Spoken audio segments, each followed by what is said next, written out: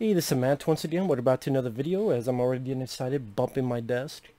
This is a paid request, this time for Peter. Thank you so much for that. For those interested in requesting pretty much any type of videos, topics, reactions, reviews, commentaries, re-reviews, whatever, feel free to send it either directly to my PayPal or join my Patreon. Both links are down below in the info box. As you can tell from the title, it is a request for a commentary on Beverly Hills Cop 2. So, as my neighbors Roosters, they're excited for this as well. Let's, first off, go through the menu. This is a Blu-ray from overseas. Well, I get technically overseas. It's got the 15 certificate. And it has had all 3 films in the set. Although, I have a region-free Blu-ray player, but usually if another region I have to hit a certain button, it didn't tell me to do that this time, so maybe it's region-free. Although it doesn't have the features from the DVD of Beverly Hills Cop 2. I don't know why it doesn't have the features from the DVD. The first film has the features, but the second film doesn't. Don't know why. But I know it's pretty dark, but you don't need to see my face for a commentary. This is not Blade Runner. It's not Star Trek or Star Wars. It's just me talking about the film. So with that said, 3, 2, 1 pressing play. As we have the Paramount logo.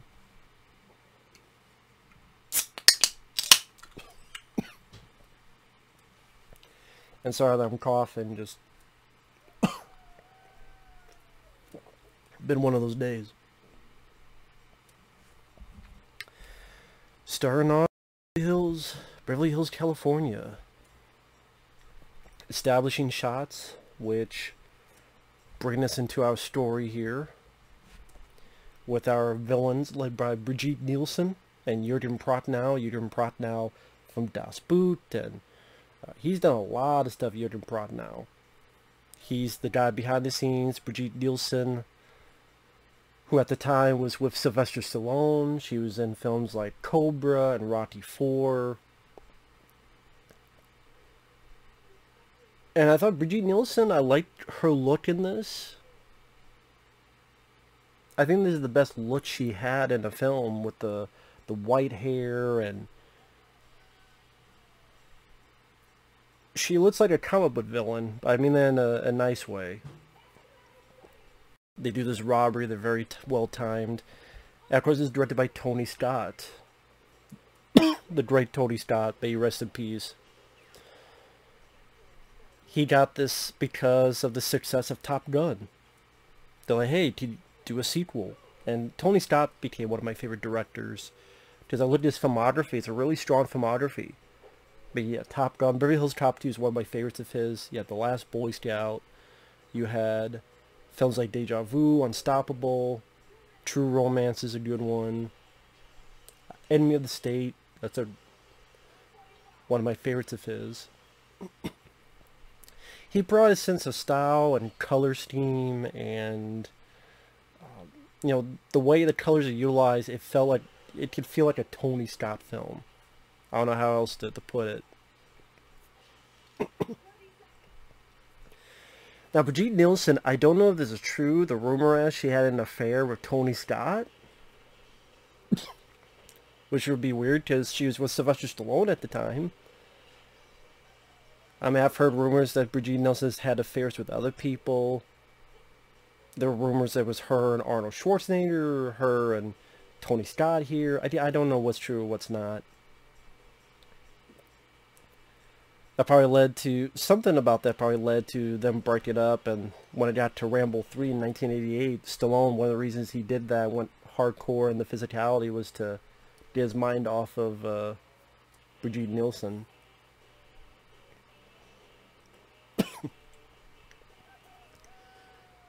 Yeah, this is really, you fully get the 80s. You have the editing, almost like a montage. You got the song Shakedown by Bob Seger, which I believe is the only song Bob Seger ever did that got #1 on the Billboard charts. I don't think any other song got #1 except this one. Shakedown, breakdown, you're busted. Great song. It really helps establish the mood and fun tone of the sequel. And the sequel is great. It's a very worthy sequel. It's fun, it's entertaining, it's funny, a bit more action-packed. I would say Beverly Hills Cop is a bit of a funnier comedy, but this is it's still a funny movie, but it also elevates the action. And like I say, you got that Tony Scott style. Yeah, those big Coke bottle sunglasses from back in the day, the type that Tom Cruise would wear in Top Gun and Stallone wore in Cobra. And yeah, those big giant sunglasses. But that was what was great about the 80s of excess. Fast cars, fast women, action, violence, sex, explosions, un-PC. Just, you do it because you do it. And having to do it in camera, having to do it for real. Not worried about politics, not worried about agendas, not worried about if you don't want to offend the safe spaces and snowflakes, and you just do it, and it's for popcorn, entertainment, fun. And all those elements people don't realize nowadays, and then when they try to do in the 80s, they either try to be so wink heavy that it takes you out, and like, movies back in the day were not doing that to that extent. Yeah, there were winks, Commando, but Arnold, he said funny lines, but his demeanor, his acting, he played it straightforward. And the movie is played straightforward in terms of action, in terms of violence, but you did some sincerely funny stuff. I forget this actor's name. Is it Robert Pastorelli? I cannot remember his name. But I remember he was in the Arnold Schwarzenegger film Eraser. He was the ally, and he had to take the Alka-Seltzer and pretend he was having a seizure to help Arnold out. He was really good at that. I believe he was on a TV show that I never got to see, but that he was the star of. And it's still Eddie Murphy, his fast-talking mouth, his wit, using his wit to get in and out of situations, which they took away in Beverly Hills Cop 3, because Eddie, I don't know, Eddie thought he wanted to be Denzel, or I think that's like Wesley Snipes. I want to be Wesley Snipes. Axel is grown up now. But that's part of his character, is to talk himself in and out of situations. You take that out, it's not Axel Foley anymore. You mess around the T women out there. Go deep, deep, deep, deep undercover. Of course, he's doing a deal with credit cards. And nice to see some people return from the first film. You got, was it Deal Hill? Inspector Todd, who was a real cop, but his character died in the third film. You got Paul Reiser here, who was in the first film. Apparently there was word that they were going to bring back Bronson Pinchot, but he was doing the TV show Perfect Strangers. I believe that's the case. Also, we saw much earlier, Eddie Murphy had a picture of him with the guys on a fishing trip. Little details like that I enjoy, because it shows that there's been a bit of history, that they've hung out with each other, that they spent time with each other, that there was a life in between movies. That's nice to see, because sometimes a movie will end and you go, well, did anything happen in between? But no, little bits of that showcases that there was, a life between the two pictures. The fact that you have a fishing photo is very prominent, and the fact that Roddy Tosk could just call Eddie Murphy like this means that they're close friends.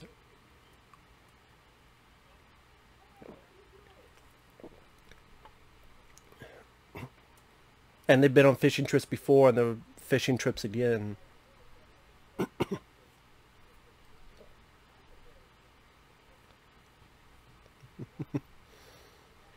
It's nice to see Ronnie Cox back. Of course, would be in RoboCop, among others.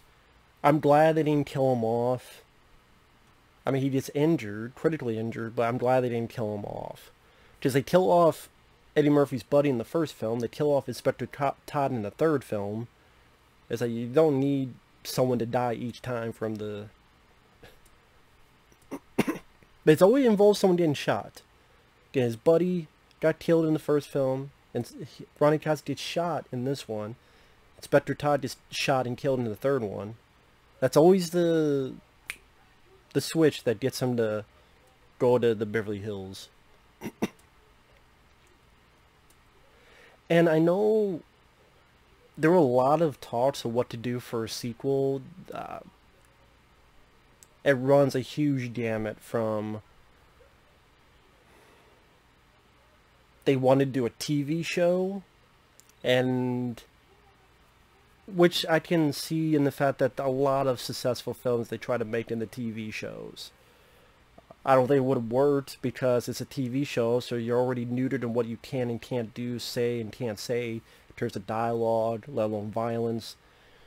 And Eddie Murphy's like, I don't want to go back to TV. I was on there Saturday Night Live. I want to keep doing movies, and I think the movie was the better choice. There was talks of him, same with the third film.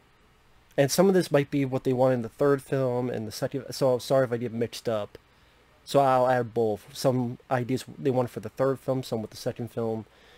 The wanted to go to Scotland Yard, and it'd be some detective like Sean Connery, and it'd be a fish out of water with Eddie Murphy, Sean Connery. There's talks of Eddie Murphy's character getting a female partner. Somewhere it says someone named Lucy. What, Lucy McLean? There you go. Lucy McLean would be a weird, like, prequel to Die Hard. Lucy's like 10 years old. Fuck it. Cop and a Half Part 2. Or Cop and Three Quarters would be the prequel. But there was talks of... I remember one point hearing that, hey, what about a crossover between Beverly Hills Cop and Crocodile Dundee? Because Crocodile Dundee came out and was the biggest hit of the year, pretty much, for Paramount in '86. And like, hey, let's put the two together. Again, I don't know if that was for the second one or the third one. Because even in '88, Crocodile Dundee 2 came out, and that made over $100 million in the U.S. alone, so that was still a huge hit. I will admit there's a part of me that would have been curious to see Axel Foley and Crocodile Dundee, but it would have been better than the third movie, I'll say that. This, I'm glad this is the movie we got. It's a damn good sequel. It's a damn good flick. The third one, I'd rather see that idea than what we have for the third one. Third one's a piece of shit. Third one's fucking horrible. It's not funny. It's not interesting. A lot of your characters, like John Ashton doesn't come back, Ronnie Cox doesn't come back, Judge Reinhold is put into a shitty role. I like Hector Elizondo, but it's just like them trying to replace him over John Ashton's character. The villain was lame. It doesn't have much of a style. Like, this has a style and a look to it. And when this sequel came out, it was a huge box office hit. The critics didn't love it as much as the first film, and I think for a while Eddie Murphy kind of talked down the sequel. But you don't really hear him do that much nowadays, maybe because when the third one came out, it's like, the sequel's pretty damn good compared to the third one. But I've always enjoyed it. Like I said, it's fun, it's fast-paced, it's entertaining. And this really helped Tony Scott's career. Top Gun in this one. This came out in 1987. I mean, that's the year you had films like Lethal Weapon come out, among others. Previously, Eddie Murphy had done The Golden Child, which was a hit. Golden Child was a hit. It made like $80 million in the U.S., but Paramount still considered it a disappointment because Beverly Hills Cop made like over $300 million. I think like at least like $200 million in the U.S. Like, it was a huge hit. But then your follow-up makes $80 million. And again, it's a hit. It made money, but for Paramount, they expected... Because the thing with studios is they have these tentpole films. Tentpole means that's the movie they are hoping, thinking, praying, doing a big gamble, or they think it's a sure thing that if they have 4 or 5 or 7 flops, this film will be so much of a hit and will make him so much money that that tent will still be up. It's the temple. It's still holding. Nothing's collapsing. And so when a film doesn't make as much, they get mad because, well, this film and this film and this film flopped, and this film didn't make as much as we thought. So then, it's either not as much of the whole. It's not as much of a profit as we wanted, or didn't break even, or we lost a bit of money, or whatever the case may be. Of course, this is Brigitte Nielsen, Ronnie Cox.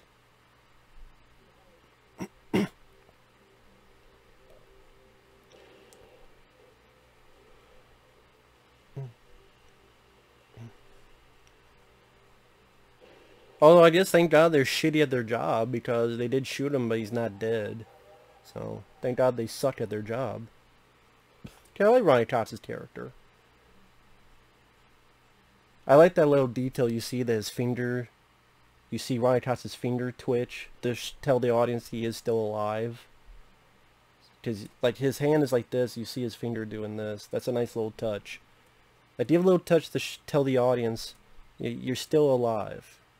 So that when his review of him being alive, it's not so out of the blue.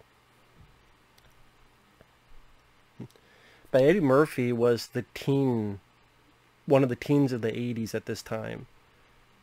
Because you look at his trajectory, Saturday Night Live, he made a huge impact. Of that time, he was one of the guys that people like, yeah. Actually, I'll get to that in a minute. This is when he finds out what's going on. I like the score. Harold Faltermeyer did a great job with the score. I've heard that Tony Scott wanted to use Hans Zimmer, which would have been interesting to see what Hans Zimmer would have done with Beverly Hills Cop. But the studio's like, do Harold Faltermeyer. And Harold Faltermeyer did a great job. Like this piece here, I like the sort of edgy mood, showcases the seriousness of what's going on. And, I mean, he did the first film. Why not do the sequel? Did he do the third film? I can't remember. The third film, which I wipe out of my fucking mind.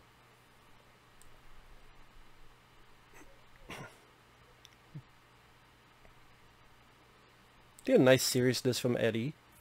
He's a good actor too. I mean, people kind of undersell his acting, but you watch like Metro. Metro is a fun popcorn film, but he has some really good action and really good dramatic sequences where he's being intense with the bad guy, played by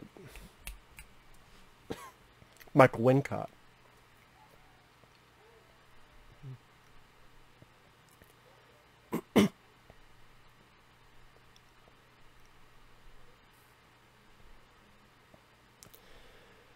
And I go back and forth which I like more, this one or the first film. I go back and forth because they both have their stellar.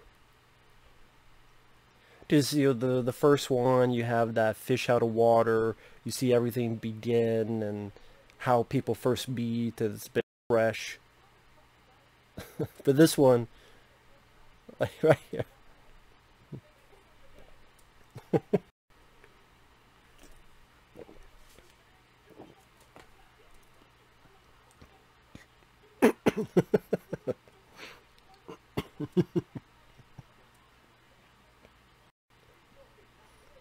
He ain't no cop. That's dirty hair herself. What the fuck you bringing him home for? Yeah, you definitely a cop.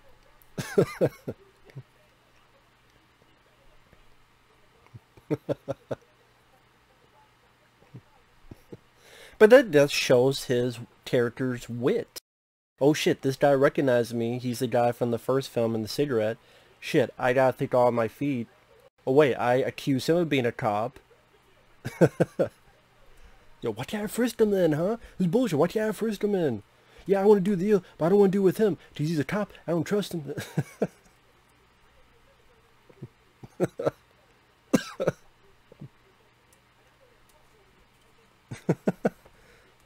Yep, that's port. That's definitely port. I ain't doing this shit from you. You want to do this business? Fine. Fuck you.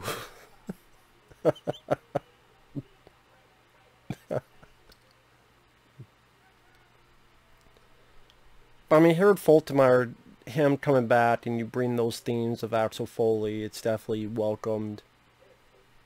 Basically, if Hans Zimmer did this, would he do the Axel Foley theme? I don't know. Or would he try to do his own stuff? I mean, Hans Zimmer's a great composer. One of my favorites. Broken Arrow and Black Rain and some great scores, but it's just... I mean, I'd be curious. But I don't know, it's what I prefer. Because the score here is very solid. But I was talking about Eddie Murphy, like, he was the king of the 80s. One of the kings. His Saturday Night Live being successful. Boom, his first movie, 48 Hours, very successful. Then Trading Places, successful. And then by that point, 40 Hours was what, 82? Trading Places. He was being successful that Paramount said, hey, we had this film with Dudley Moore. We filmed it. It bombed. Nobody likes it. Everybody hates it. Here's a check. Please do this special appearance, extended cameo. Didn't save the film, but he was the best part of it. But you can't really blame the film on him. They brought him after the film was done. It was never going to save the movie, but... So then what happened was... Beverly Hills Cop, going to be Sylvester Stallone film. That changed. Launched Eddie Murphy to superstardom. Golden Child. People had high expectations. To this day, people shit on that film. It's not deserved. It's my personal favorite Eddie Murphy film. I love The Golden Child to death. I always will. One of the reasons I'm sure he did this was, hey, box office hit. Keep your clout in Hollywood. Boom. This film does come out, become a huge hit, 87. So then, okay, what's next for Eddie Murphy? I'm trying to think. I think he did Harlem. Did he do Harlem? Coming to America. I think Coming to America was next. And that was a huge hit. And then... Stop! It makes my dick itch. Inspector Todd's just a great personality. Be quiet, Axel. It makes my dick itch. I've stolen that line from when I do rants. Make my dick itch. It's stolen from this. It's Inspector Todd. Like I said, this guy used to be a real cop. So he knows a little bit thing or two about this type of stuff.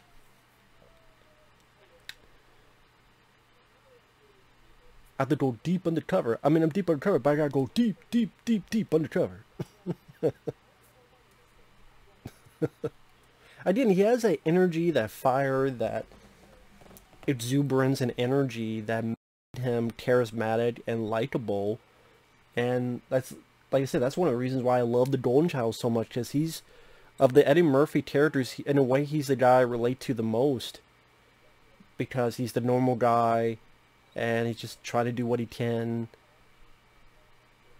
His job is understandable, founder of Lost Children. But anyway, that's that film. Going back to this. Yeah, Coming to America was a hit, and that got him the power to direct the film Harlem Nights, which was probably his first true bomb. Like, people say, what about the Dudley Moore film, Best Defense? Well, again, that wasn't his film. He didn't star in the film. He's brought in after the fact. He had no control over it, so people, you know, it's not his fault. Coming to America, Harlem Nights, he directed it, he starred in it, I think he helped write the film. It was his baby, and it was a big bomb, and it was not that good of a movie. It's not that good of a film. And if that was kind of when things changed with his career. Harlem Nights, really. Harlem Nights is when things changed. Because that was what, 89? That was around 89? And then afterward, what? Boomerang did okay. Decent film. The Distinguished Gentleman I liked, but that bombed. Metro I liked, but that bombed. Vampire Brooklyn I hate, and that didn't do well. Thankfully. Sadly, it's one of Wes Craven's worst films. It's one of Eddie Murphy's worst films, in my opinion, Vampire Brooklyn. See, if you did that movie where Eddie Murphy was like Charlie Brewster in Fright Night, it'd be much more successful. That's what you should have done. You should have remade Golden Child, but Instead of the supernatural of that, it's a normal guy fighting vampires. And he's using his wit and his wise assness like the Golden Child, what he did in that. I'm sorry, that would have been much better than Vampire in Brooklyn, because he wanted to be, I don't know, I think at one point he tried to be Candyman, which I wouldn't buy. I love Eddie, I love you, Eddie. I wouldn't buy you as fucking Candyman. Tony Todd worked better. Again, he would do films I enjoyed. Like I said, The Dangerous Gentleman I liked, but a lot of those films bombed. I mean, Boomerang did okay, but he didn't get a hit until The Nutty Professor. And then it was when he did kids' films. That's when he got the hits. Nutty Professor 1 and 2.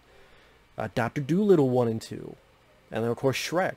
So then he stuck to doing kids' movies. So you had The Haunted Mansion, you had Imagine That, you had Meet Dave. No...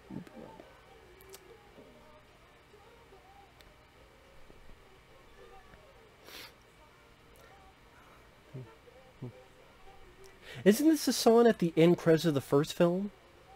You got to be a better way. Isn't that the end credits song at the first movie? I'm trying to remember now. God, my memory's shit from time to time. So he's back in Beverly Hills. This is where he fucking... How you steal a house? It's my uncle's house. Again, showcasing his wit. This is his power. This is Axel Foley. You do Beverly Hills Cop 3. Nah, I don't want to make him funny. I don't want to make him use his mouth and wit. He's a guy who is just pissed off and wanting to start a fight every 5 seconds. I'm like, this isn't Axel Foley. Again, you want to be fucking Passenger 57. And even John Landis, as much as I don't like the guy, he said Eddie Murphy didn't want to be funny. And you could see. People like Beverly Hills Cop 3, Tears for Fears, I think it sucks. And that's what Beverly Hills Cop 4 I don't want. Because Eddie, after fucking Coming to America, the sequel, fuck it. No more sequels, Eddie. No Beverly Hills Cop 4. I don't want to see fucking Beverly Hills Cop 4 where Axel Foley wakes up and realizes he got date raped and is treated as a fucking joke like Coming to America 2 did. Because that's what happened Coming to America 2. I got date raped in the first movie, and Leslie Jones fucked me, and she had a baby, and I didn't know because I got date raped and drugged. But that's a joke, and that's funny. But if it was reverse, if a guy did it to a girl, it'd be horrendous and it'd be evil. Which it is. But the other side is fine and dandy. These old plans. I was saying they changed these plans. I don't know. They changed the plans before they went to Hawaii.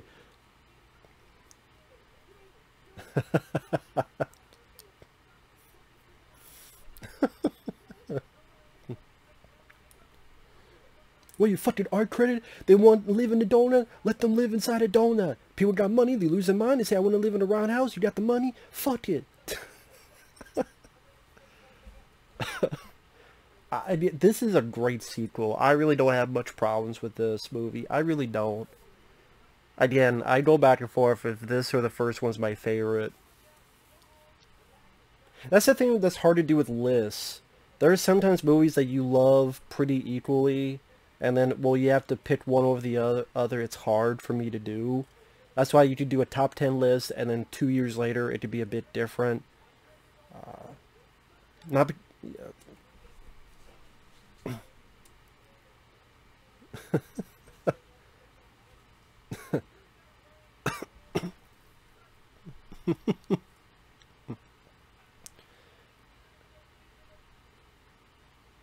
But yeah, I mean, Eddie got with kids films, and those were the successful ones. So he kept doing it. He tried to do stuff like Metro. That was a big bomb. I don't know why. Well, releasing it in January was a problem. Showtime I liked, with him and Robert De Niro. That did nothing. That was a big bomb. I Spy was meh, and that didn't do well. So he stuck with kids films. The Shrek films were successful. Daddy Daycare was successful, which I actually don't mind Daddy Daycare for what it is. I like Daddy Daycare. I like it better than The Haunted Mansion or Imagine That or Beat Dave. Another bullshit.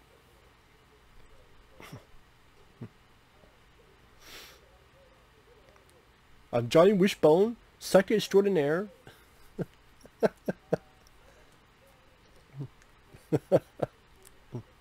For the island St. Croix. Again, it's him trying to think of some bullshit off the top of his head to worm himself in and out of situations. That's part of the appeal, the comedy, improv, however you want to put it. And they just that exuberance and energy to this one and the first one. Eddie didn't do that in the third film, and that became very stale. And then they thought, well, let's have the humor be this stupid fucking rocket launcher, not gun. It was like a, yeah, rocket launcher gun that has a microwave and plays Jerry Lewis music. Yes, Jerry Lewis music scene. I don't, what in the fuck? Or let's have a car that drives and it just shoots apart, breaks apart. I'm like, this is where the comedy is, not Eddie Murphy. I know at one point they did film a Beverly Hills Cop TV pilot. And they had, I forget the guy's name. It was a younger guy's name to be the son of Axel Foley. And it was filmed. Where it was going to star this guy as the son of Axel Foley. Eddie Murphy was in the show. It would appear from time to time. They shot at least a pilot, maybe more. And it never got released. Which I'm surprised that... I'm surprised they don't release that through like a paywall even. Like, hey, here's $3, $5. Go watch it, see what you think. Like, I mean, and that's what the thing with a lot of these people. So many TV shows, pilots get filmed, and then they don't get shown. They get put into a vault, and I'm like, well, I take that back. The reason they can't do that is because they would have to pay residuals, some kind of money to anybody in there, the crew, the cast, the director, and like, God, that's going to be too much hassle. So that's why they don't want to do it.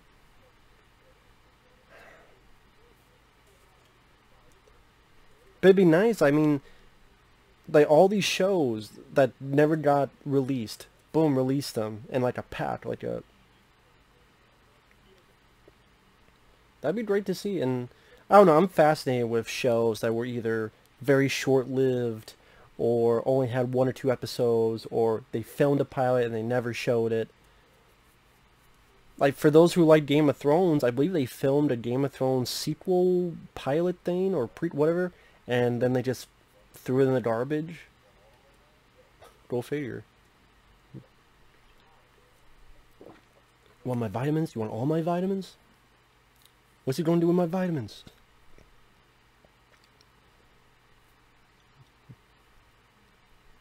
I mean, I would be curious to see what that Beverly Hills Cop pilot would have been. I don't think it would be good, but I'd be curious.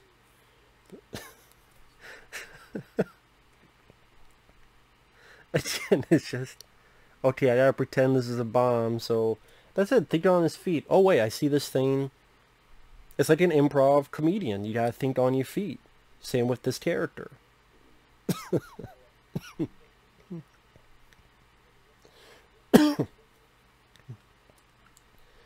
Plutonium nitrate, multi-explosive, sound-seeking projectiles. What the fuck is that?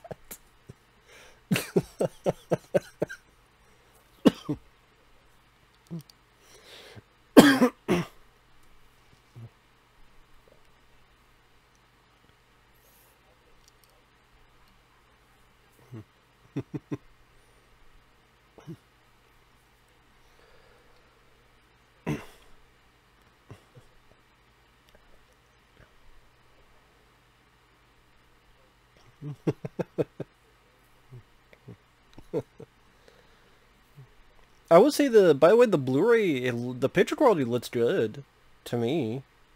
I don't really have much issues with the picture quality.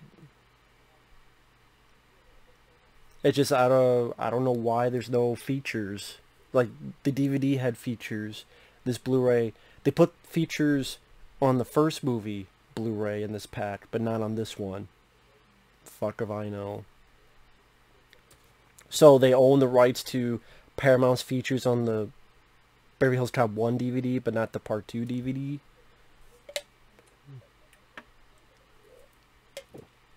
Fucking laziness.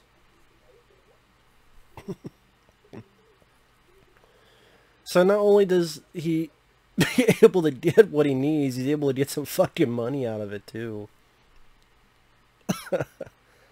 $10. I got twin dollars.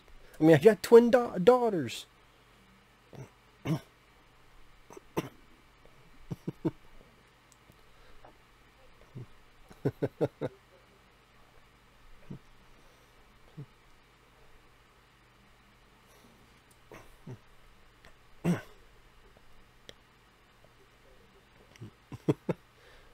$20 on a pair of Adidas.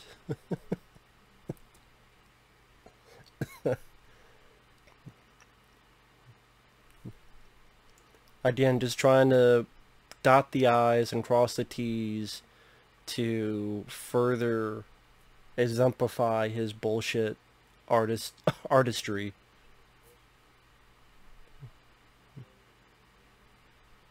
Almost got fucked up.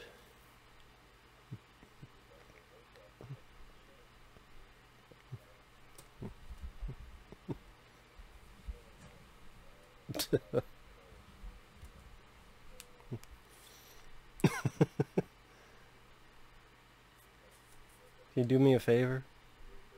Stop trying to cheer me up. And these guys worked well too. So that's the thing, is that, okay, Eddie Murphy works, but the rest of it, like the action scenes, the music work, but also other characters like Judge Rhino, John Ashton, they play off each other very well. So even when he's not on screen, you're still enjoying the characters, you're enjoying the dialogue, you're enjoying the humor, and that's important. Because if that's not the case, then either you better stick to that star as much as you can, which like the Golden Child does. Like, it knew Eddie Murphy was the star, the attraction, the main weapon. Here, it can, again, go from them back and forth. We have the gun club. You know, I've never been to a gun club. I'd be curious, just to... I would be curious to go to a gun club. That'd be nice to... Charles Bronson is a close friend of the family. He gave me this for Christmas.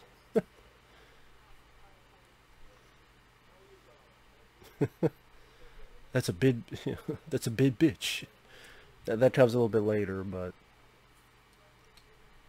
How long did it take to shave those legs? Well, I was offering my grooming service. Goddamn, it's a big bitch. They would never do that today. It'd be, oh, that's too mean, that's too rude, that's too harsh for Axel Foley to say that. So then you lose a pretty fucking funny line because of the PC police.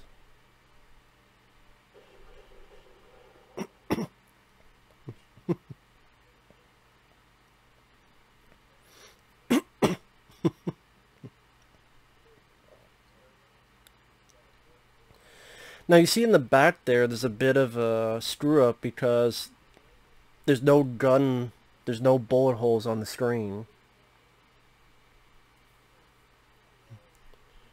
Again, you look, it's like there's no bullet holes on the screen anymore. Now maybe that's supposed to be like Eddie Murphy does that, and then when you go to them, it's like a rewind before he did it, and that's what they were speaking. Maybe that's what I was going for. I mean, yeah, it's a bit weird to pull your gun out, boom, boom, boom, and yeah, no one's going to notice that I'm a cop when I carry this concealed weapon. And like, no one's freaked out that, oh my God, he's got a real, you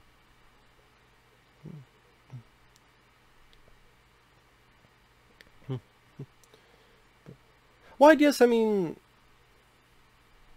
I'm trying to think what kind of guns they're using with the lasers. This is like a... I guess they're not using real bullets if that's the case, or... I don't know. I don't know how gun clubs work. I guess maybe... So, They don't want you to maybe go on a rampage. I got a real gun.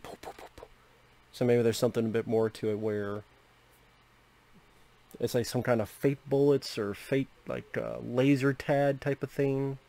I don't know. And yeah, if you people been to gun clubs, you let me know. And maybe it's different since here in the 80s. Of course, there's Dean Stockwell with Jurgen Prochnow. Dean Stockwell was in Quantum Leap, TV show I highly enjoy. And funny enough, these two guys were in David Lynch's Dune, the movie Dune.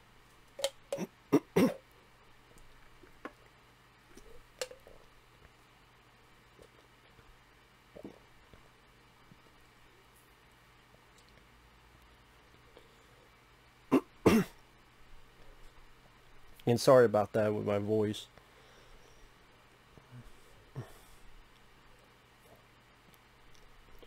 Back when bad guys had multiple TVs. The old school TVs too. Kill 'em, burn 'em, blow 'em away. Yeah, Jurgen Prochnow definitely had a sinister, cool feel to his character. How long would it take to shave those legs? Just offer my grooming services.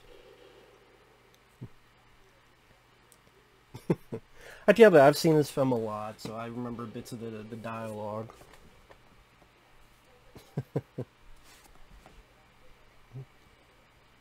Sorry, I want to see if there's any trivia I can look up for this.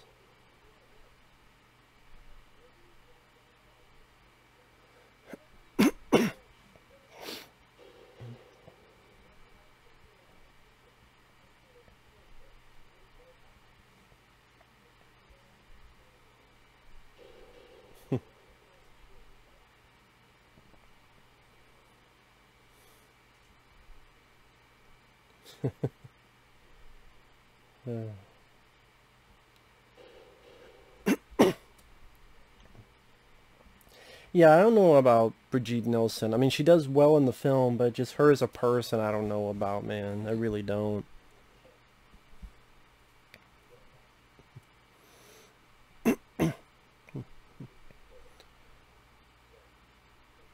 And that matches to give a link to how Axel Foley and them find out that Dean Stockwell is a part of this.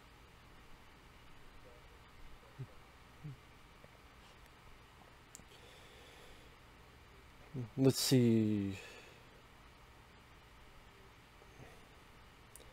Axel introduces himself at the gun club as Richard James. This is a nod to Rick James, Eddie Murphy's musician friend who produced his 1986 album. Really? Had the biggest opening weekend of 1987.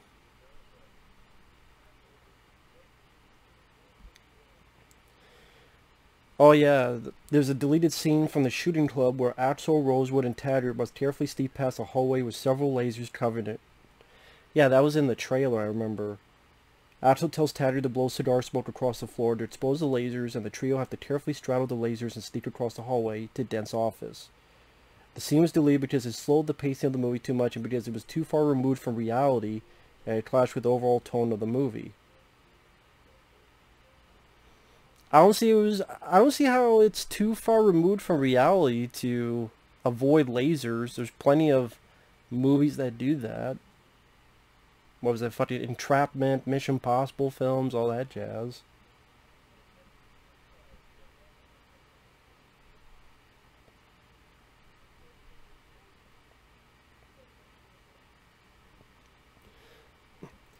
An early draft written by Bud Shrike and Dan Jenkins involved Axel going undercover as a Beverly Hills rent-a-cop who helps Rosewood, Taggart, and Bogomil stop a corrupt security service operated by a Detroit hoodlum turned businessman.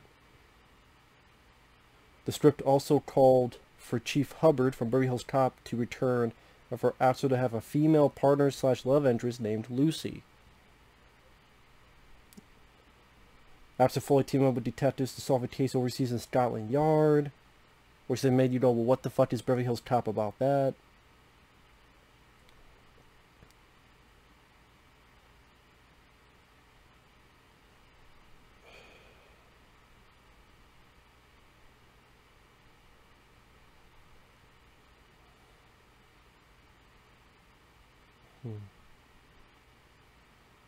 Sorry, I'm just looking.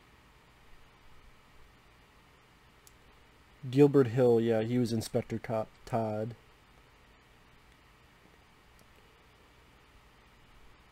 Let's see.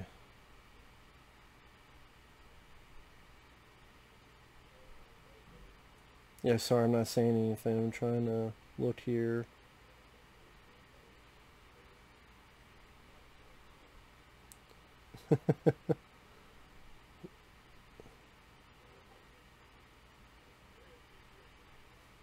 That's his car.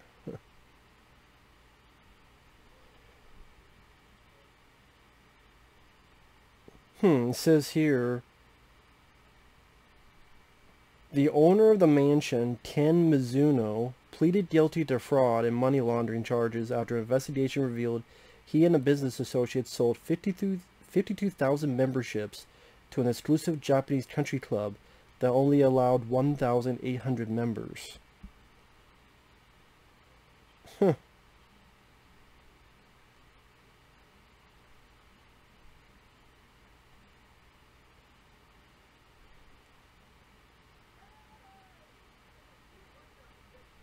700-room Millennium Biltmore Hotel. That's what this place is.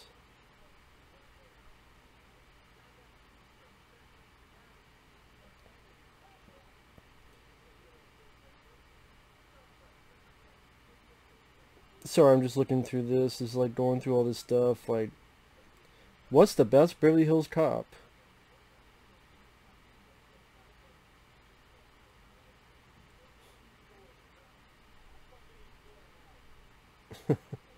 It's my uncle's house.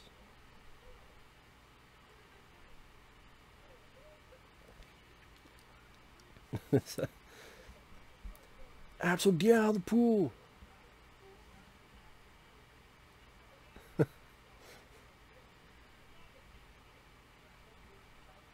Get your mad ass in this pool with me.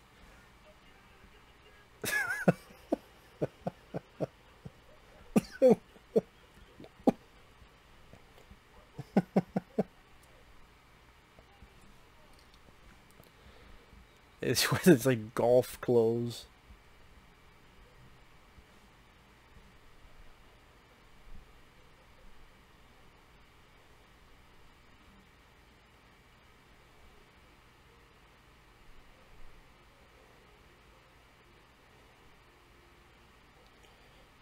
Let's see, I wonder if there's any.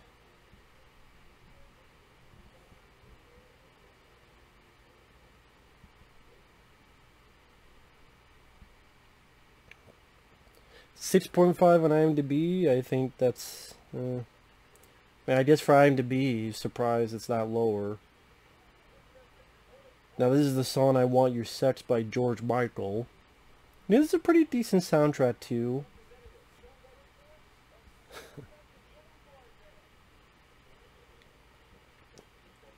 I love the poster of this too. I would say this is my favorite poster of the films, because he's got the Detroit Lions jacket on, Foley, the cool background with the orange and red skyline, which screams Tony Scott. Well, actually, I'll just show it here. Love that.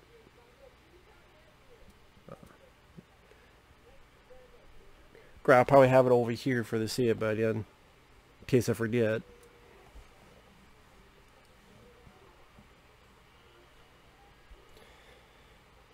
Yeah, Jared Bruckheimer, Don Simpson. Don Simpson apparently was a pretty crazy guy who had a lot... Look, titties! Back in the day when you had titties in a movie. A mainstream R-rated action film. And you could have some breasts, you know? God bless the 80s for that. And some of the 90s as well.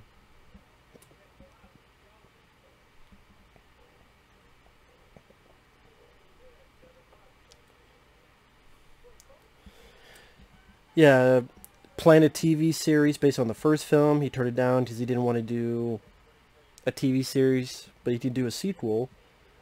Set originally to be set and filmed in London and Paris, but Murphy didn't want to film outside of the U.S. Eddie Murphy got paid $8 million. The budget was $27 million, so that's pretty substantial compared to the budget. And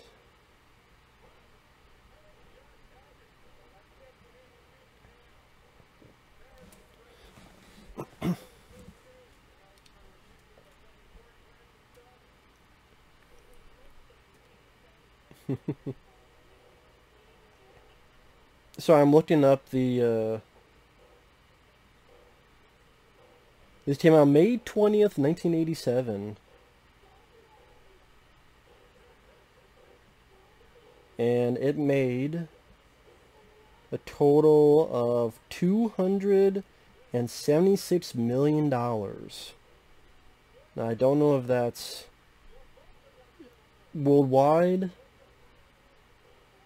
153 million worldwide. I mean, in the U.S. 153 million in the United States, and 270 million total worldwide. Think about that. 153 million and a $27 million budget. That's what Hollywood needs to start doing, is concentrating on their budgets, because they can't keep doing these movies that cost 200 million and they need 500 million to break even. Here we get a bit of an action scene here. I did nothing too huge, but works well.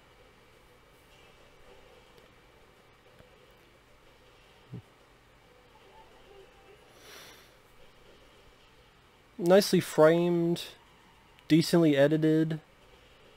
You understand what's going on. You understand where everybody's at location-wise. Nice crisp editing. Flip, boom, fire, boom some more. Shoot, boom, close-up of the piece of the car he shot off.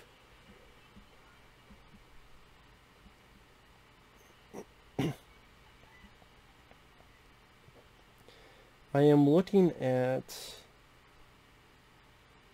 let's see, where was, so I'm looking at,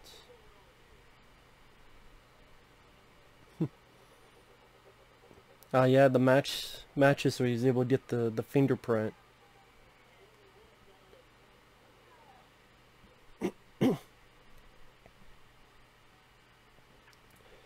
Yeah, wasn't the guys who did Bad Boys for Life, weren't they attached to do Beverly Hills Cop 4? And then, well, everything else happened, but, like, we don't need a fucking sequel. Where the okay, I was going to say, where the fuck? This is what I wanted to look at. Because I wanted to look up that TV show thing. CBS ordered a pilot with Brandon T. Jackson. Brandon T. Jackson, why does he sound familiar? Oh, he's the guy in Tropic Thunder with the bootylicious drink who got pissed at Robert Downey Jr.'s character. He was like the rapper guy in Tropic Thunder. That's Brandon T. Jackson. He was also played Martin Lawrence's son in Big Mama's House, White Father, White Son. Brandon T. Jackson. Let's see what else. He was in 8 Mile. He was in. So I just want to double check.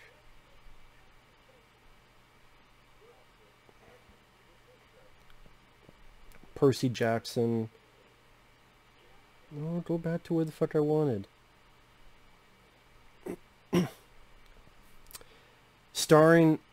Brandon T. Jackson would star as Axel Foley's son, Aaron. The hour-long crime drama was produced by the critically acclaimed writer Sean Ryan, who created The Shield. In January 2013, Sean Ryan said it's going to be a CBS procedural. We're going to solve a case every week, but we're going to do it with a lot of humor, a lot of fun.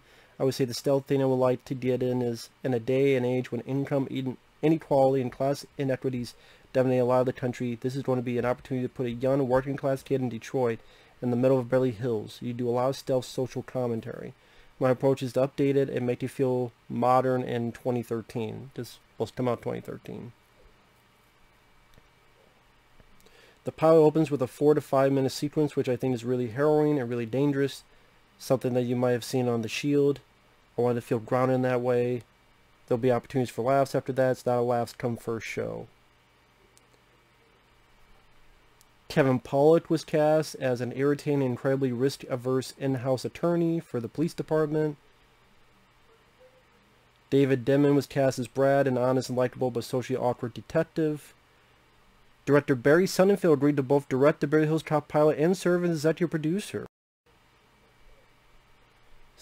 In May 2013, CBS decided to pass on the TV series.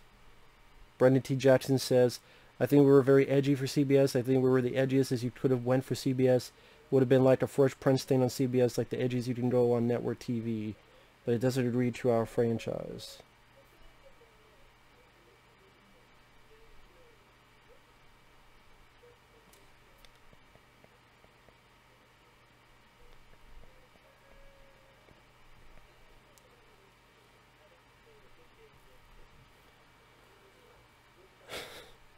Sorry, I gotta stop for a bit. I love this whole scene.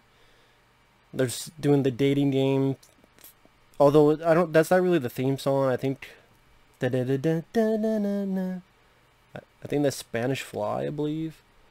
But yeah, like Judge Reinhold, you get a bit of his personality. Like he's got posters for Rambo 2, he's got posters for Cobra, which I'm a sucker for. He's got all these guns. He's got, yeah, Billy's a bit fucked up. Hey, I heard that. Yeah, I know you heard it. That's really this is the way the characters work with each other. And you get to see a bit more of Judge Reinhold. A little bit of him to shine. Eddie Murphy stated that his cameo might have doomed the show's chances. I was going to be in the pilot, and they thought I should be returning. I'm not going to do Beverly Hills Cop on TV. I remember when they tested it, they had this little knob that you turn if you like it or if you don't. So when Axel Foley shows up, some people turned the knob so much they broke it. So the network decided if he isn't returning, then it isn't going to happen. The studio thought I was going to be in the show because the lead was my son. And you're going to pop in every now and then? I'm like, I ain't popping in shit. Well, we ain't making this TV show. I was in the pilot, but they wanted me to be there every week. The pilot was really good. It tested where they have these knobs. Blah, blah, blah. The official answer is they decided they liked the other pilots better. This is Sean Ryan.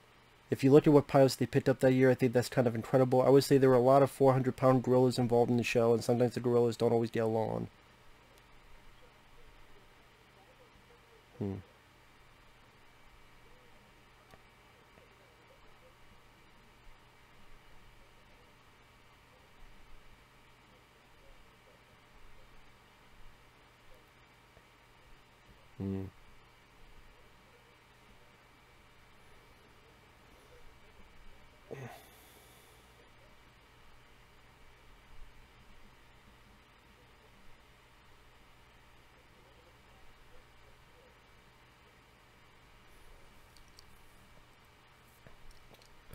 Oh, this is where they go into the gun club. Again, I think stuff here was cut out. Like they get in, and then they're at where they need to be, but then the middle portion, that was the whole laser thing they were going to do. That was edited out. I don't think they need to be edited out. I remember seeing the sequence and being fun for what it is. I don't think it needed to be cut out. That's just me, though.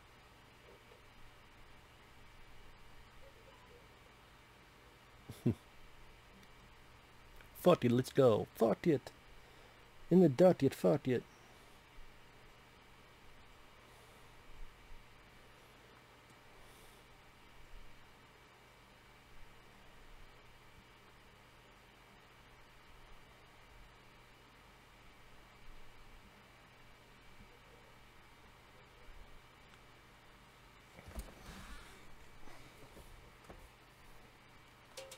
Sorry, just doing this to charge my phone up.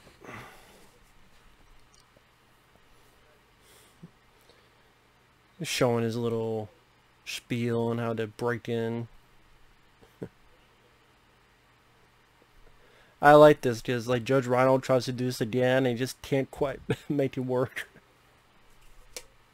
But I like what they do with Judge Rhino. How like they give him a bit more to like he's really into guns. He's really into this '80s stuff, and he really wants to be like Axel Foley, do what he does.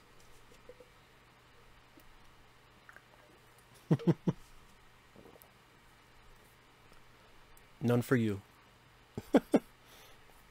That's for me, it's the banter between these characters. Do you have a piece of gum? I only have one more. We'll split it. See, that's where they edited. So there's a big scene where, hey, blow your smoke, there's lasers.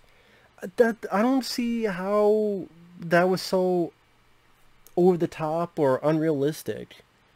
They're, I guess in '87, the lasers were, for alarms, were such a nothing thing. I'm like, nowadays, it's like, seem normal. Billy, we gotta talk. I mean, Billy's like big ass switchblade.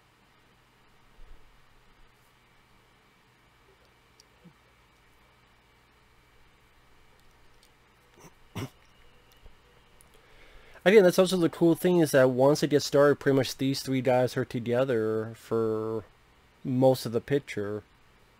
Now that we've got that build up out of the way in the first film.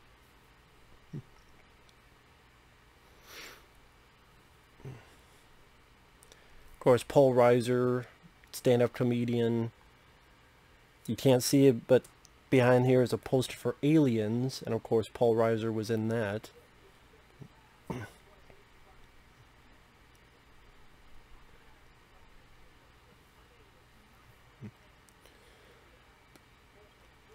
He would later be in films and TV. Like, the big thing was a TV show called Mad About You that he was on for quite a few years. I think it was like him and Helen Hunt. I barely remember the show, but I know it was called Mad About You.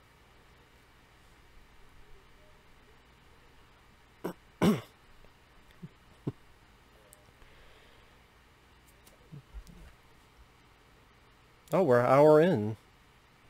So if you take out the end credits, there's about half an hour left, give or take.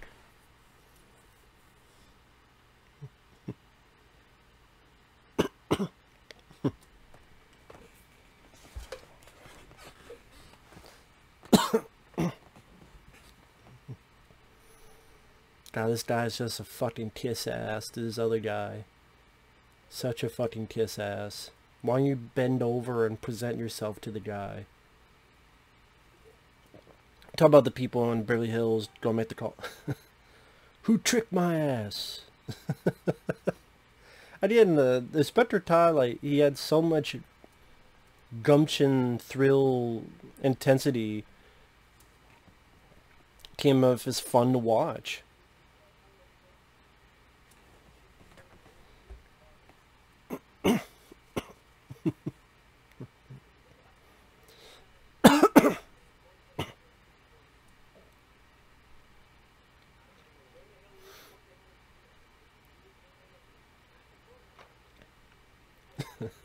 And like Paul Reiser trying to do his impersonation of Inspector Todd.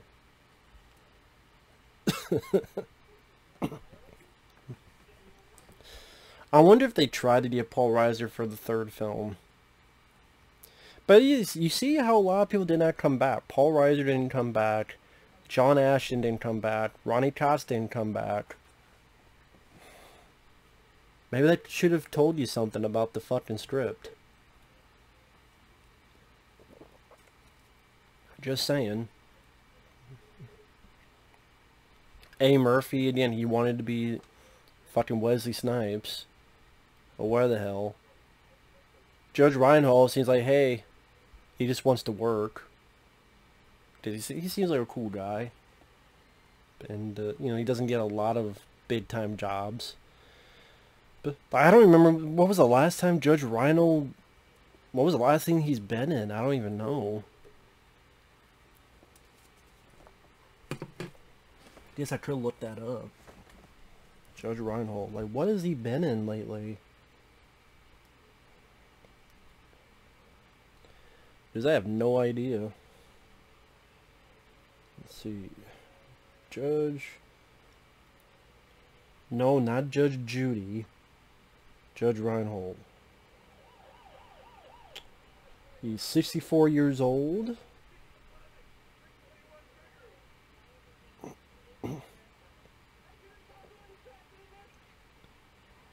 Let's see.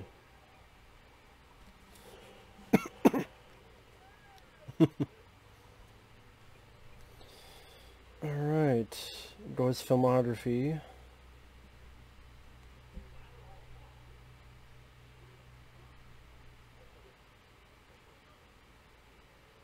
Let's see, what was the last thing he's been in? 2017, he was in a TV movie called Four Christmases and a Wedding. TV work. Oh, this is TV work he did. Okay, what about movies?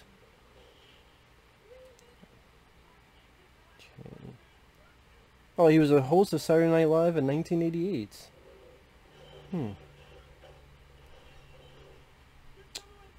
Let's see. Yeah, go to film.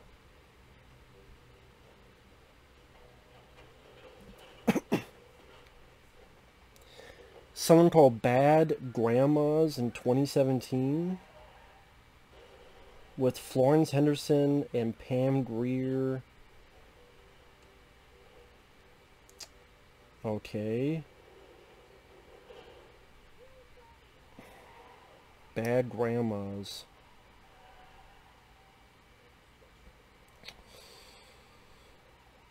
So he was in that movie.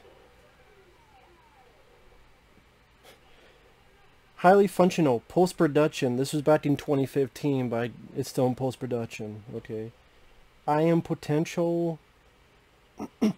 He was network executive and Dr. Dolittle $1 Million Mutts.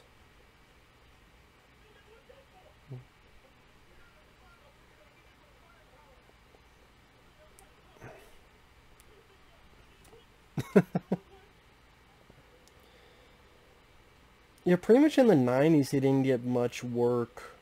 I mean, what, Over Her Dead Body, Four Eyes and Six Guns. He was in the Santa Claus movies. Beethoven's Third, Beethoven's Fourth. Swing Vote. Swing Vote and Dr. Dolittle $1 Million Mutts were like his last known films because 2012, Comics Open. 2014, I Am Potential. 2015, My Many Sons. 2017, Bad Grandmas. Like, that's crazy, because you look at Judge Reinhold, you look at his early career. Stripes. Fast Times at Ridgemont High. Gremlins. Beverly Hills Cop. Ruthless People. Beverly Hills Cop 2. Vice Versa. That was a hit. Well, not a big hit, but just never caught on.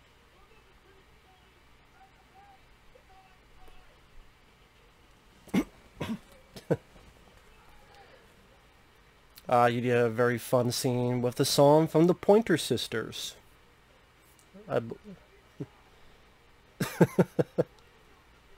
Yeah, Billy, Judge Rhino driving this big bad tanker truck.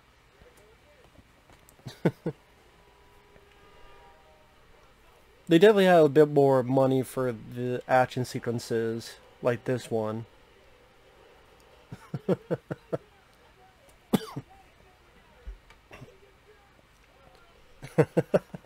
See, I love the joy that the characters have with each other. That, like, they like being around each other, and it's infectious. Of course, I missed the part where, like, authorized. And again, it's like Judge Reinhold's character really wants to be Axel Foley's character.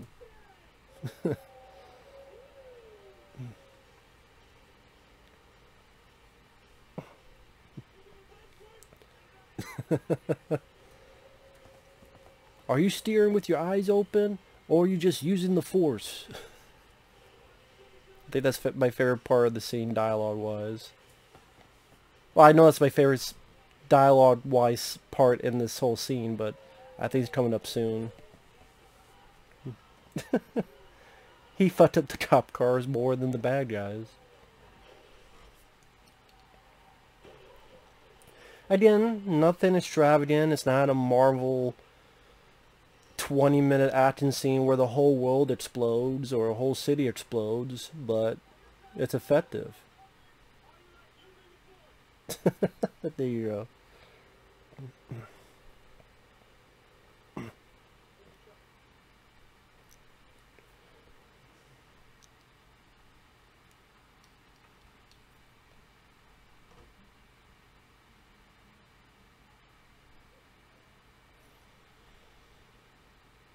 Yeah, they're long gone. So I guess they left the material. Well, they left a little bit of money left.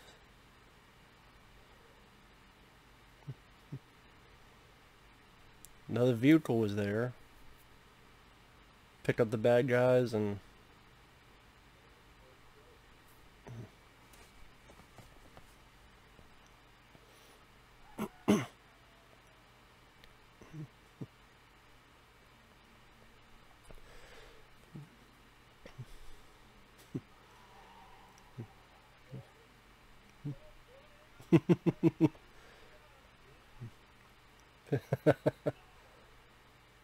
the Playboy Mansion.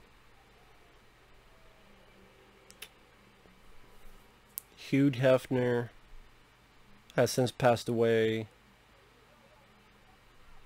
Oh, he was Chris Rock.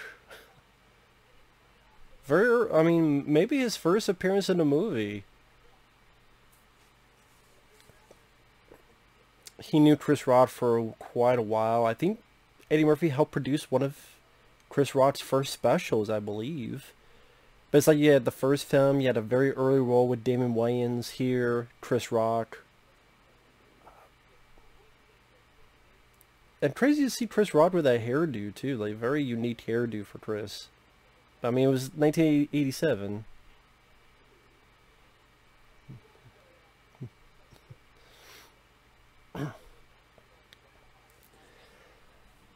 Now that I think about it, what was the last movie to involve the Playboy Mansion?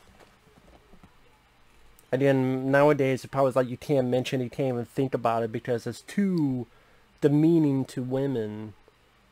I mean, if you have a superhero movie where a guy takes his shirt off and shows his muscles, that's fine.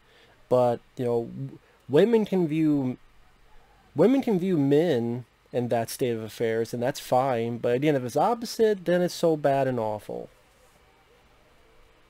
And I'm like, okay. Well, it's only women. Yeah, you didn't see Top Gun volleyball scene? Plenty of other themes where... You sure that's their tons? Might be something else.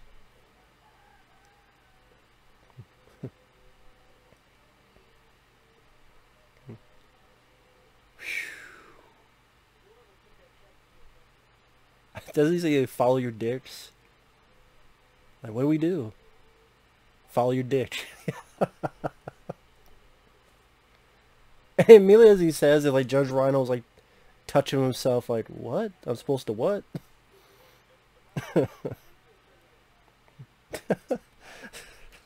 Yeah, that big bitch over there. Again, people can't talk like this nowadays. Because it'd be too demeaning and too this and that. And that must mean the filmmaker is sexist and blah, blah, blah. And you... God damn. Just these agendas just took the fucking fun out of everything, man. God damn. A Hugh Hefner.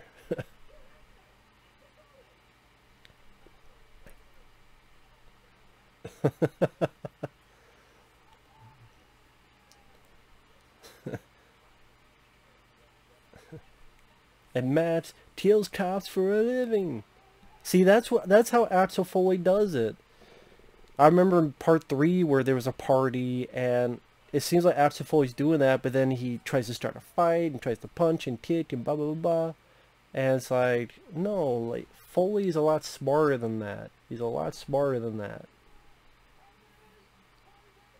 Well, he was close to Inspector Todd. He was close to his buddy in the first film. He was close to Bogomil in this one. So you can't go with that reasoning as to why he uses his wit and smarts here, but he just foregoes all that in the third film. It's a shitty film, shitty script, shitty role by Eddie Murphy.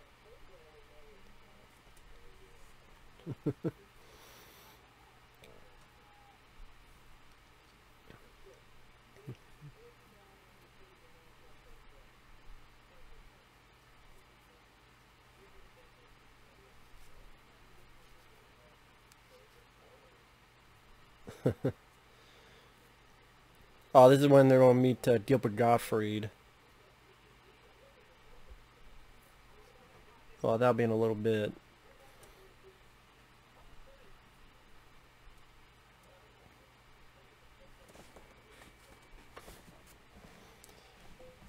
I'm trying to look to see what came out in 1987, what are the movies.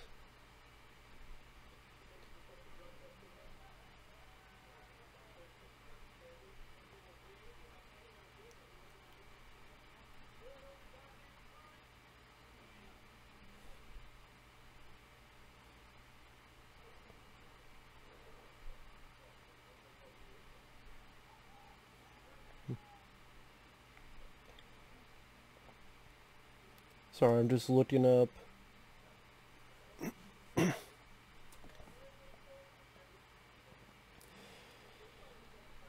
Let's see, you have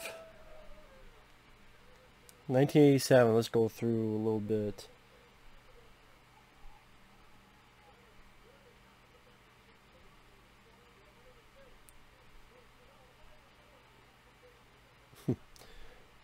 I do like that you have this other superior just giving shit to this asshole. Very, satisfying, so to speak. The mayor.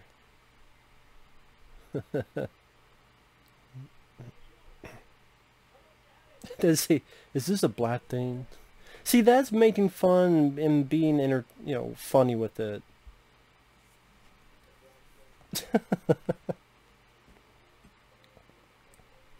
Let's see, you have Wanted Daredevil Rutger Hauer, Stepfather. You have Mannequin, Over the Top. Nightmare on Elm Street Part 3, Dream Warriors. Angel Heart, Lethal Weapon, Evil Dead 2, Raising Arizona. Let's see, Police Academy 4. Let's see, what was in the summer?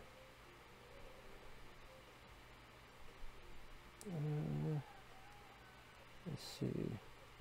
The Gate, Ishtar. Oh, the week after Ishtar, Beverly Hills Cop 2 came out. Wow. Ernest Goes to Camp, Harry and the Hendersons, The Untouchables, The Believers, Predator, that came out in the summer. So, in the summer, you had Beverly Hills Cop 2, Predator, Spaceballs, Adventures in Babysitting, Inner Space, Full Metal Jacket, RoboCop, Summer School, James Bond film The Living Daylights, The Lost Boys, Stakeout, Monster Squad. God, I mean, compared to fucking this year, shit.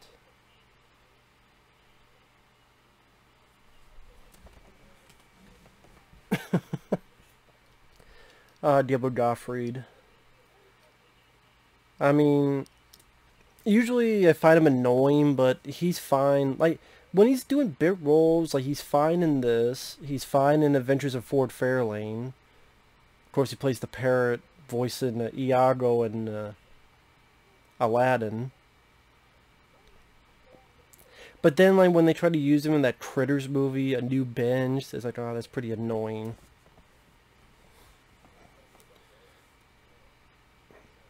From what I understand, Gilbert Gottfried and Eddie Murphy, they helped ad-lib this scene.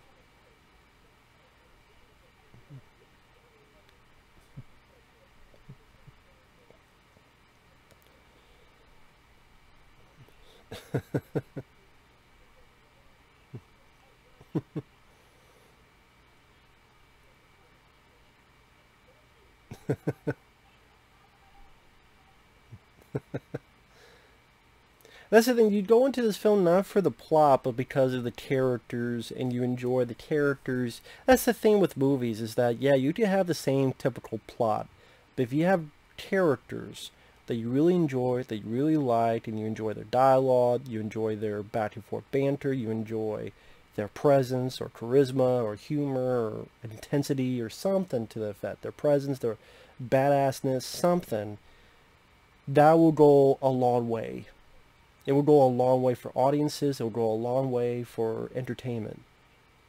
I mean, you take a script, a plot that's just basic as fuck, but because of those elements that I mentioned, and superficial stuff helps, like the action is well done, or the music is solid, or the effects are good, practical, or just whatever it may be, that helps too. But characters go a long way.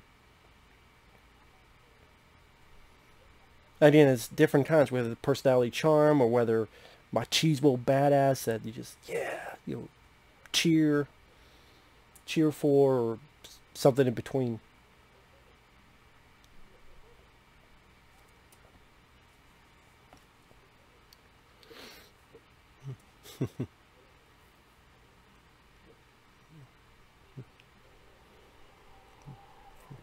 Let's see.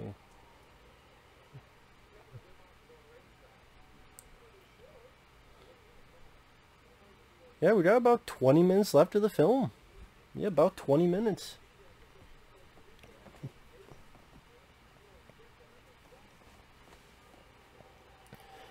Damn, only like, yeah, about... I mean, if you take out the end credits, it's like 20... I think probably about 4 minutes of credits, so about 18 minutes left.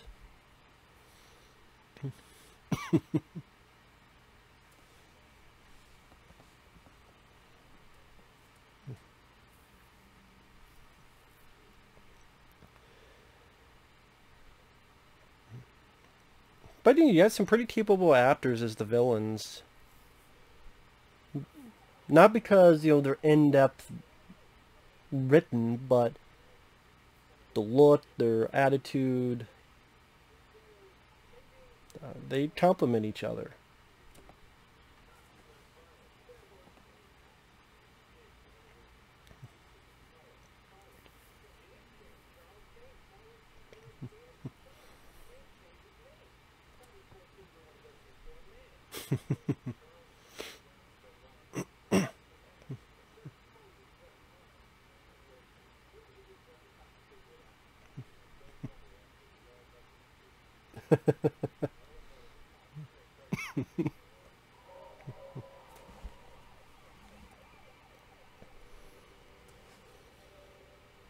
Racetrack. Never got into horse racing. Never got into it. I guess it's like race cars, whether it be Formula One or NASCAR, or even like horse racing, just never appealed to me. I don't know why. Never appealed to me. I could deal with it in a movie. Like, I enjoy Days of Thunder with Tom Cruise. I like Days of Thunder, but it's not really... I don't watch much sports anyway. And there's one, it would be basketball. But, I mean, I don't even have time to watch sports.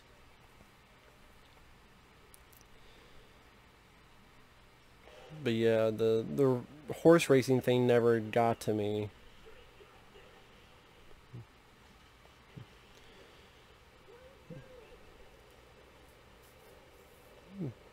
These robberies trying to be very well timed. But yeah, some nice piece of direction. Like, yeah, that point of view, like you're right on top of the horse, looking at his head, back of his head.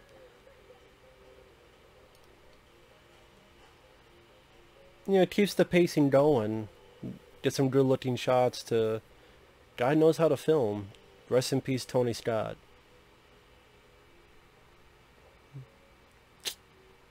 Sorry, Dean Stockwell. Go back to Quantum Leap.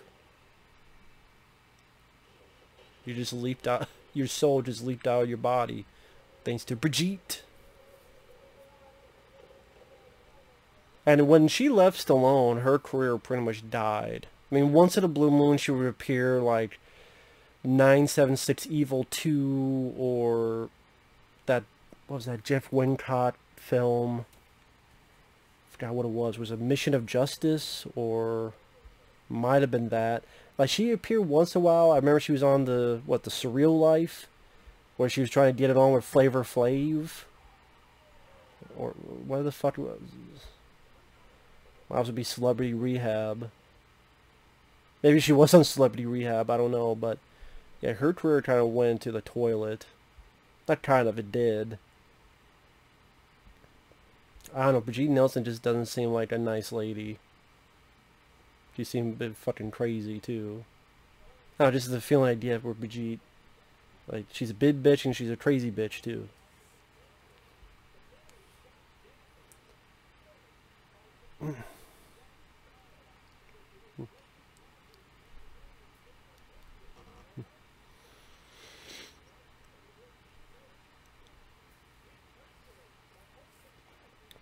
Sorry about that. Got up early in the morning and couldn't sleep, and now I'm feeling the effects of it. Now I'm getting a bit tired. Not because of the movie, but just...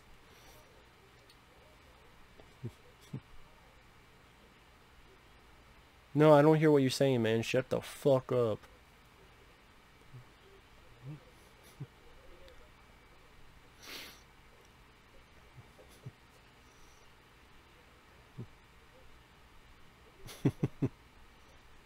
What?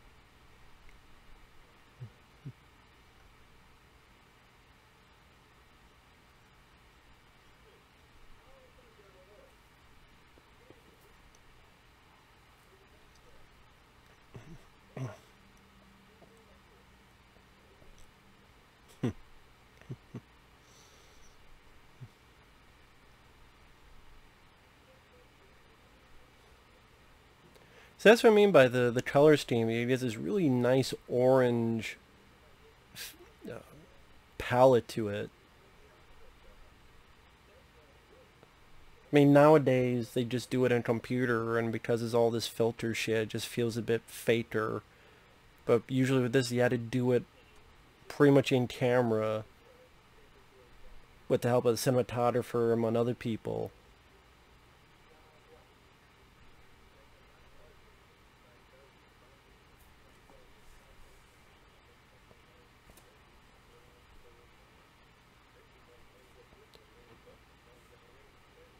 Sorry, I'm now listening to the dialogue. Pretty much plot exposition.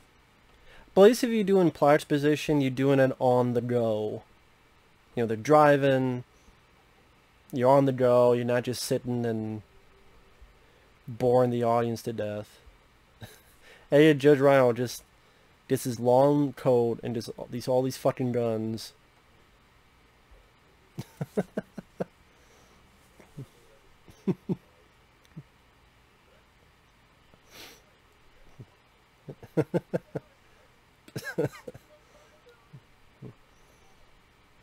Now, apparently this was based on Don Simpson, the producer, where, like, one of the first times Judge Rhino met him, he had a bunch of fucking guns in his car, including the trunk of his car, and Don Simpson would be happy to just take the gun out and show to people, and he would drive around with fucking guns in his fucking trunk of his car.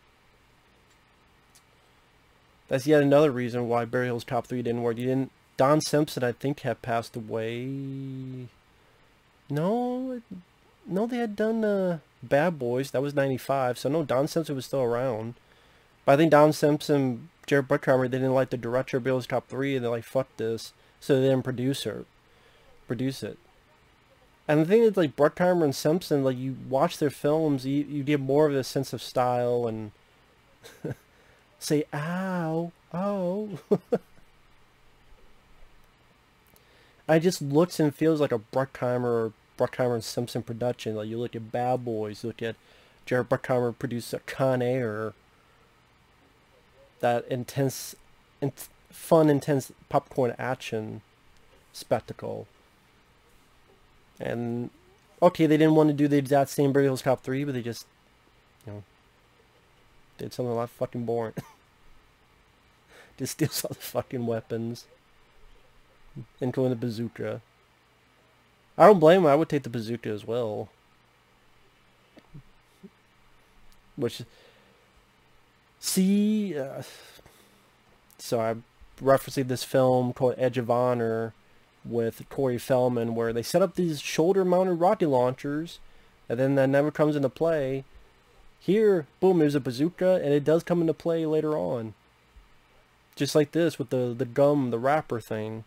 You bring it up, try to follow through with this one. Only it doesn't work for Billy. For Billy.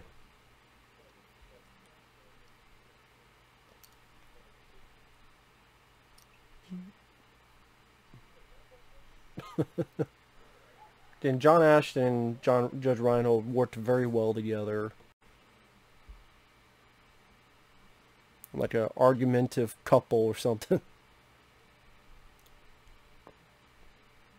Of course, nowadays they probably make them gay couple. What's wrong with that? Because it's all done for agenda to get brownie points, not for anything dealing with character or story. And it's so fucking obvious that it's just annoying. And the thing is, a lot of times when they do it, they don't believe in the message they're fucking shoving down their throat about tolerance, but then you look a few feet to left or right and they're intolerant to this fucking race or this fucking gender or this fucking thing. It's like just all bullshit. Again, the action scenes are not, you know, this big fucking mission pulse like an action scene today. But it works. It works for what it needs to be. Like this here with the, yeah, humor mixed in with the action. Pertains to the character. He's excited about this bazooka and he's able to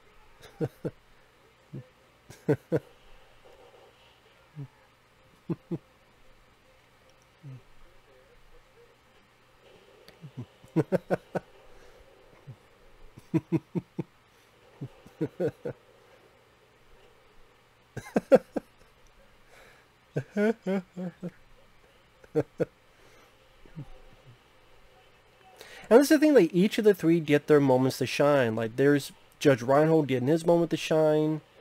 John Ashton will get his moment saving Eddie Murphy from Brigitte Nielsen's character. And of course, here you get a little bit of gunplay.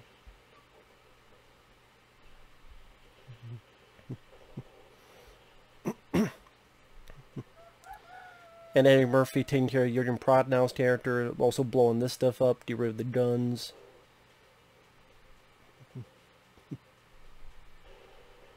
Very nice. Real explosions. Can't beat them. You cannot get more real than real. They try to do these CGI explosions, or they try to add the CGI smoke, CGI fire, and it just doesn't work.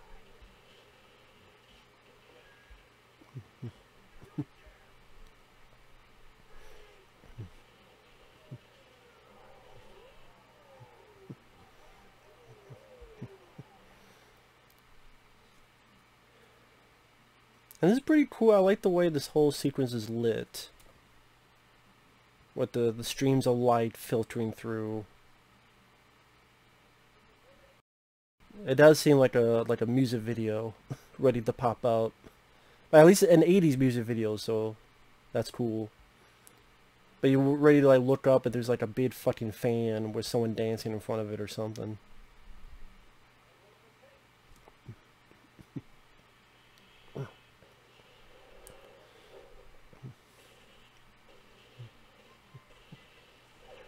Ooh, nice slide. That's a baseball slide there. If I learn how to talk, baseball with it. I always thought an idea that would be cool was that if Judge Reinhold and John Ashton came to Detroit and Axel Foley had to show these guys around his home turf of Detroit. So the Beverly Hills Cop would be those two guys, and they're the fish out of water. And so you just still have a different look and feel cinematography wise. Because Detroit would be a lot different landscape than Beverly Hills. You still get that fish out of water mentality, only it's reversed. And you get to see Eddie Murphy in his home turf. I mean, it might seem like a simple enough idea, but I think that small change would be kind of interesting. More so than a fucking amusement park. Again, that would never fly today. You shoot the bitch, you go, women. It's like, what's the big deal? She's an evil woman that tried to murder someone. Evil guy, and you said, what an asshole. No one would flinch. But no, you can't do that. It's like, fuck off. No, then you don't want equality. It's not about the fact she's a woman, it's the fact that she's a fucking evil bitch. Who happens to be a woman? And then you get this satisfying moment where they can finally tell this guy off for being a fucking shithead. Yeah, we saw the crime, fuckhead. He's like, no, you shut up.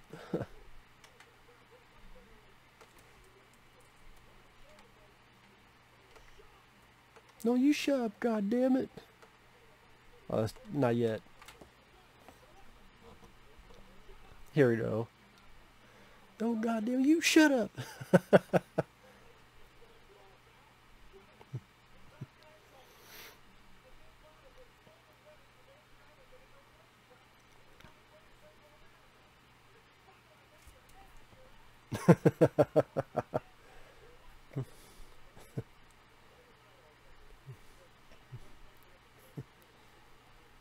Kiss my ass. Kiss mine.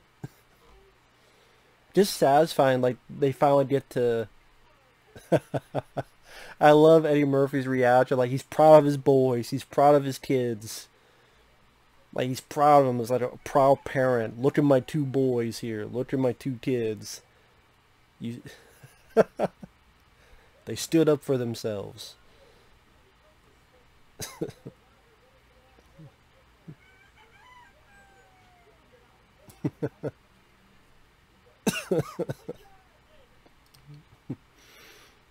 Get your head out of your ass? Kiss my ass? Man, you don't sound like me, having big afros and big dicks. And that's a little bit there, like, okay, we don't want Axel Foley really taking bribery, so he gives it back to the mayor for a good cause. Kiss my ass? You get more and more like me every day. Next thing you don't have afros and big dicks.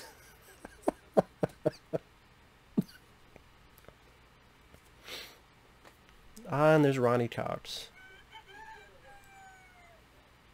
Apparently my neighbor's rooster's like, yay, Ronnie Cox is back. I liked Ronnie Cox. He's a good actor. You know, there's a lot of things missed from Beverly Hills Cop 3.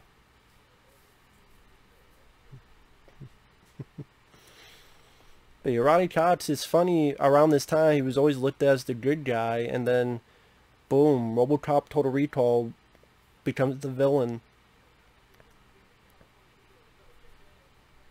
And did a good job as the villain.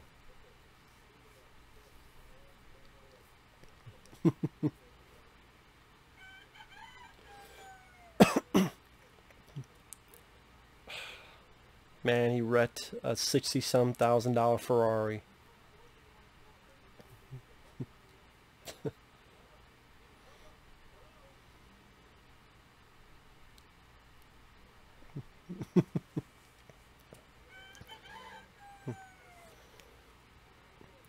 And sorry about my neighbor's roosters.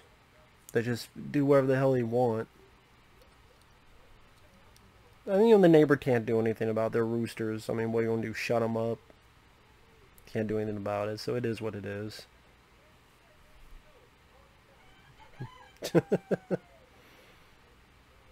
I just think of it as the rooster cheering for the film, which I don't blame him for.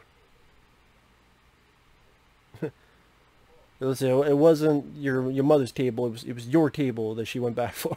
And it's heartfelt too.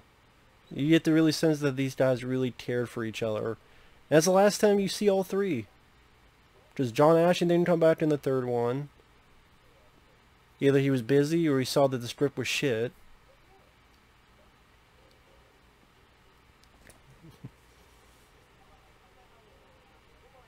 Oh, maybe, okay, it's this one that was the end credits of that song. Never mind. A better... Okay, so I was wrong. I knew it was the end credits, but it was for this one. Okay. They reused it for the end credits. So, okay, that's why I know it's from end credits, but okay, they reused it for this one. And it was earlier when he first got into Beverly Hills. Chris Rock is parking valet. Robert Pastorelli as Vinny. That's the guy who was in Arnold Schwarzenegger's Eraser. Oh, Tiny Lister Jr. was in this? Orvis. I didn't know it's Tiny Lister Jr. May he rest in peace. So yeah, Hugh Hefner, Tony Scott, Tiny Lister Jr. May they rest in peace. But yeah, fun sequel, entertaining, funny, great style by Tony Scott, underrated director, still has that energy and fire from Eddie Murphy in his performance. Fun supporting characters with Judge Reinhold and John Ashton. The three of them worked so well together, made a great team. Harold Faltermeyer knocked it out of the park once again with the score. Decent songs. Like, I don't mind this song. Love Shakedown with Bob Seger. The Pointer Sisters song. Some fun action sequences. Capable villains. Overall, very worthy, very solid, very fun sequel. So with that said, thanks for watching, and we'll see you guys later. Bye-bye.